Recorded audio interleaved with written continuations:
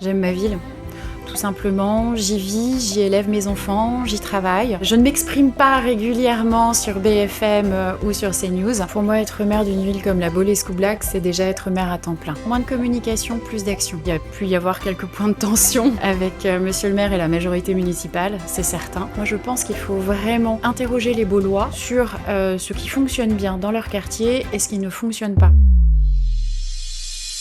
Aujourd'hui va être l'occasion d'un peu mieux vous connaître, Laetitia Siviot-English. Vous vous présentez aux élections municipales 2026 de la Baule-Escoublac. Je pense qu'on aimerait bien vous connaître un peu mieux, connaître votre parcours, connaître vos motivations et ce qui vous a décidé à vous engager. Est-ce qu'on pourrait commencer par votre attachement à la Baule-Escoublac? Vous connaissez la Baule depuis combien de temps? Comment tout a débuté? Je suis originaire de Saint-Brieuc, dans les Côtes-d'Armor. Mon père, qui est un ancien CRS avec une spécialité mer, a été muté en tant que chef de plage sur la ville de la Baule-Escoublac. Donc la ville de la Baule-Escoublac, je l'ai découverte toute petite. Je passais beaucoup de temps sur la plage avec mon père et pour moi, ce sont de merveilleux souvenirs en famille. Par la suite, j'ai poursuivi mes études, d'abord sur Saint-Brieuc, puis sur Rennes. Et dès que l'opportunité m'en a été donnée, je suis revenue travailler sur Saint-Nazaire. Alors, pour tout vous dire, j'ai rencontré mon mari sur la plage de la Baule. Donc voilà, il y a un attachement personnel assez fort à cette plage et à cette baie. J'ai cru comprendre qu'au-delà d'avoir accompagné votre papa sur la plage, après vous-même, vous aviez travaillé sur cette plage? Oui, absolument. C'est vrai que dans la famille, on est assez sportif. Mon père est un ancien commando marine, reconverti donc dans la police nationale. Et le sport a toujours occupé pour nous une place centrale. Donc très naturellement, dès que j'ai eu 18 ans, j'ai passé ce qu'on appelle le BNSSA, ce qui m'a permis de travailler sur les plages de la Baule. D'accord, en tant que surveillante, c'est ça? En tant que nageur sauveteur, Ok. tous les étés, et ça permettait aussi de financer un peu mes études. Vous avez parlé de vos études, des études dans quel domaine? Et que faites-vous aujourd'hui? Alors, j'ai fait des études de droit à la faculté de Rennes. Aujourd'hui, je suis avocate, inscrite au barreau de Saint-Nazaire, et j'ai fait le choix d'implanter mon cabinet au cœur de la Baule. J'exerce principalement en droit de la santé, du travail et de la protection sociale. Vous vous présentez pour les municipales de 2026 à la Baule-Escoublac. Est-ce que vous avez déjà une expérience politique et à la Baule en particulier? Bien sûr, donc j'ai été élue sur la liste d'Yves Météro, donc dans la majorité municipale, sous la mandature 2008-2014. Donc c'est un tout autre exercice que d'être dans la majorité. Et aujourd'hui, effectivement, je siège dans l'opposition municipale. Donc j'étais sur la liste initialement du général Xavier Dzukovitch, puis sur la liste fusionnée de Jean-Yves Gontier. Aujourd'hui, si j'ai bien compris, vous êtes dans l'opposition, ça fait 5 ans. Oui. Comment s'est passée cette période-là de 5 ans dans l'opposition? Est-ce qu'il y a eu des difficultés? Est-ce que vous avez pu faire porter votre voix, justement, durant les conseils municipaux? Je pense que le groupe d'opposition avec lequel je siège aujourd'hui est une force constructive mais vigilante. C'est-à-dire qu'on étudie nos dossiers, on travaille bien en commission avec les membres de la majorité municipale, il faut le souligner. Après, effectivement, en conseil municipal, les choses ne sont pas toujours aisées. Il y a pu y avoir quelques points de tension avec monsieur le maire et la majorité municipale, c'est certain, mais c'est le rôle d'une opposition. Cette période a pas toujours été facile, etc. Qu'est-ce qui vous a donné la motivation, le courage de continuer et de vous présenter maintenant? J'aime ma ville. Tout simplement, j'y vis, j'y élève mes enfants, j'y travaille. Je pense pouvoir porter un projet différent, peut-être plus ancré dans le quotidien des Baulois, ce que l'on peut faire pour le quotidien des Baulois. Vous venez de dire que vous élevez vos enfants ici, donc vous êtes maman, Oui, vous effectivement. avez des petits garçons, une petite fille, qu'est-ce que... J'ai 2 petits garçons, enfin petits pas tant que ça, puisque mon dernier a 8 ans et mon aîné a 12 ans. Donc évidemment, ils sont tous deux scolarisés dans 2 écoles bauloises, puisque j'en ai un en élémentaire et l'autre au collège. J'aimerais bien avoir votre regard justement de mère, sans faire de mauvais jeu de mots, sur la Baule justement, avec vos 2 enfants. Qu'est-ce que vous avez envie pour eux à la Baule? Pour mes enfants, je voudrais que la ville de la Baule-Escoublac soit dynamique, culturelle, sportive. Je voudrais aussi qu'ils puissent s'amuser tranquillement le soir avec leurs amis. Je dis tranquillement parce que je pense qu'on peut aller chez ses camarades, faire des petites soirées, aller sur la plage sans pour autant qu'il y ait une nuisance. Je voudrais qu'on puisse faire cohabiter justement toutes les populations des différents quartiers, quels que soient leurs âges. Vous avez parlé aussi de la vie quotidienne, c'est ça qui vous tient à cœur. Pour vous, c'est quoi la vie quotidienne? Ça s'apparente à quoi? À quels éléments? Alors pour moi, ce qui relève du quotidien, ce sont principalement les difficultés qu'on peut rencontrer avec la voirie, le nid de poule, avec le dos d'âne, avec des aménagements qu'on aurait pensé autrement, avec des équipements que l'on aurait souhaité avoir. Voilà, c'est tout ce qu'il faut régler au quotidien, c'est l'élagage des pins, c'est la demande de permis de construire. C'est simplifier au Belois toutes ces démarches administratives et essayer de faire en sorte que les choses soient fluides. Vous parlez beaucoup donc des Baulois, mais la Baule vit aussi grâce au tourisme. Bien sûr. Est-ce que parfois c'est pas un peu compliqué de conjuguer la vie quotidienne des Baulois et ce tourisme avec cet afflux de personnes important qui demandent aussi certaines infrastructures? On a effectivement 2 impératifs. D'une part, animer la ville à l'année pour les gens qui y vivent, qui y travaillent, qui élèvent leur famille. Et puis la nécessité de faire rayonner la ville, notamment en période estivale. Ça implique effectivement de relever certains défis en termes d'infrastructures, en termes d'équipement. Après, je pense que la ville de La Baule a des atouts qui sont indéniables.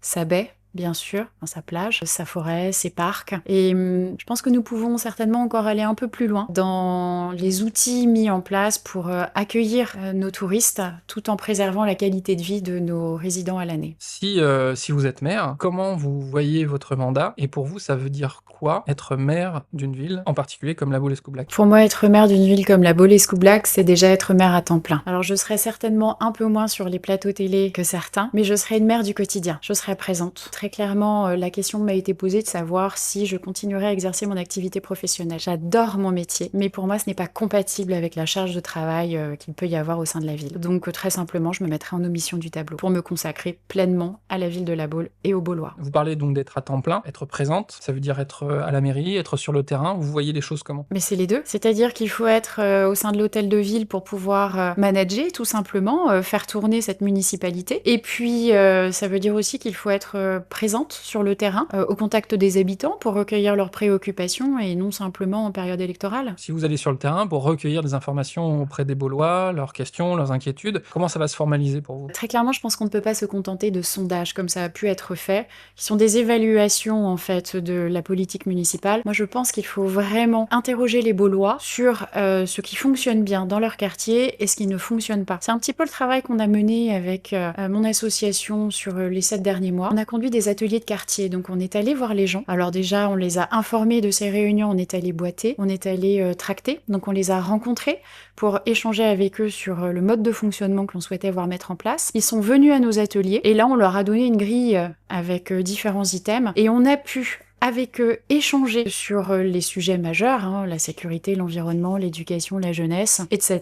et recueillir leur point de vue. Et c'est extrêmement intéressant, parce qu'on se rend compte qu'il peut y avoir un décalage entre effectivement ce qui est décidé en mairie et la réalité du quotidien. Et je pense que si on avait consulté les Baulois sur un certain nombre d'aménagements, on aurait pu avoir des retours beaucoup plus satisfaisants. Je pense qu'on peut mettre en place assez simplement des consultations numériques et puis deuxièmement des réunions de quartier. Alors on vous dira qu'il existe des comités consultatifs de quartier, c'est vrai. Il en existe, mais de mon point de vue, le fonctionnement n'est pas satisfaisant. Déjà, ils se réunissent trop peu souvent, ils ne sont pas ouverts à tous les habitants du quartier, et il y a une perte d'information. Je pense qu'il faut repenser ces comités consultatifs de quartier pour qu'ils soient vraiment plus opérationnels. Vous êtes à la municipalité depuis 2008, pour autant tout le monde ne vous connaît pas. On peut dire des fois que vous êtes un peu trop discrète. Est-ce que ça ne peut pas être un désavantage, justement, par rapport à ces élections? Alors, pour répondre à votre question, oui, effectivement, je suis plutôt discrète, mais je pense être dans l'efficacité. Moi, ce qui m'importe, c'est de travailler mes dossiers, de pouvoir apporter la contradiction au conseil municipal lorsque c'est nécessaire. Et je pense avoir démontré au cours de ces 5 dernières années que je maîtrisais parfaitement mes dossiers. Après, moi, je vis à La Baule, je travaille à La Baule, j'élève mes enfants à La Baule. Mes enfants font partie d'associations, moi également, mon mari aussi. Je pense qu'on est présent